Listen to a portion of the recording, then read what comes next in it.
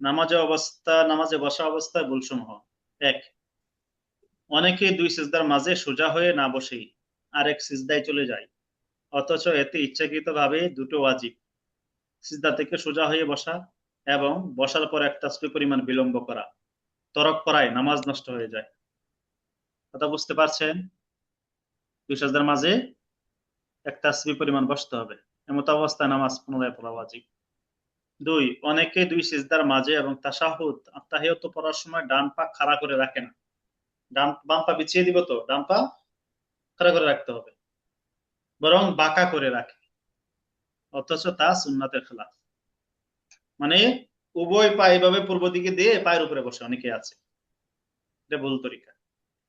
তিন, দ্বিতীয় সিজদা থেকে ওঠার সময় বা মধ্যবর্তী বৈঠক হতে দাঁড়ানোর সময় অনেকে বিনা ওজরে হাত দিয়ে জমিনে ভর করে দাঁড়ায়, অথচ তা অনেকেই এটা করে, অনেকেই। ও বেশি অসুস্থ হলে, বৃদ্ধ বেশি হয়ে গেলে পারেন না, সেক্ষেত্রে ভিন্ন কথা, কিন্তু স্বাভাবিকভাবে জমিনে ভর দিয়ে ওঠা যাবে না, জমিনে ভর ছাড়া উঠতে হবে। কথা বুঝতে পেরেছেন? যে কোনো সময় আপনি সিজদা থেকে দ্বিতীয় রাকাতের জন্য উঠলেন অথবা তৃতীয় রাকাতের জন্য উঠলেন, বৈঠক থেকে উঠলেন, জমিনে ভর দেওয়া যাবে না, সোজা উঠতে হবে, একটু কষ্ট লাগবে। সালামের ভুল সমূহ। এক, অনেকে উভয় সালাম ফেরানোর সময় কোনো নিয়ত করে না, ডানেও না বামেও না, অথচ উভয় দিকে সালাম ফেরানোর সময় মুসল্লি, ফেরেশতা, নামাজি জিন ও ইমামের প্রতি সালাম করার নিয়ত করতে হয়। আমরা পিছনে পড়ে আসছি, যদি জামাতে নামাজ পড়েন তাহলে ডান দিকে সালাম ফেরানোর সময় ডান পাশের মুসল্লি, জিন এবং ফেরেশতা, ঠিক বাম পাশেও আহ কি বলে ইমাম সাহেব নিয়ত করতে হবে, মুসল্লি, ফেরেশতা এবং জিনদের নিয়ত করা, মানে তাদেরকে সালামটা দিচ্ছি। দুই, অনেকে আসসালাম বলা শুরু করার সাথে সাথে চেহারা ডানে বা বামে ঘুরিয়ে ফেলে, অথচ আসসালাম বলা পর্যন্ত উভয় সালামের চেহারা কিবলার দিকে রাখতে হয়, তারপর আলাইকুম বলার সময় চেহারা ঘোরাতে হয়। যেমন অনেকেই যে এরকম আসসালামু আলাইকুম, আসসালামু আলাইকুম, আসসালামু আলাইকুম বলতে স্যার ঘোরাচ্ছে, এটা কি ভুল তরিকা। সহি হলো আসসালামু, এই যে আমি ঘুরাই নাই, কিবলার দিকে রাখতে হবে। আসসালামু আলাইকুম, এই যে আলাইকুম যখন বলছি তখন আসসালামু আলাইকুম। কথা বুঝছেন এটা?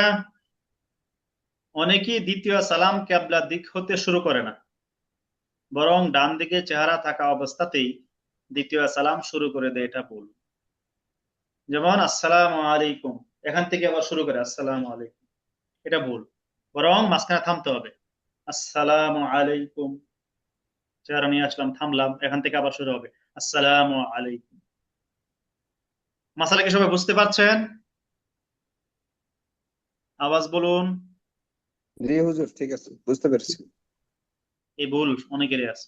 এমনি ভাবে সালামের সময় বুক ফেরানো ভুল, অনেকে যে বুক এভাবে ঘুরে ফেলে, বুক ঘোরানো যাবে না, বরং শুধু চেহারা এতটুকু ঘোরাবে যেন পিছনের কাতার হতে চোয়াল দেখা যায়।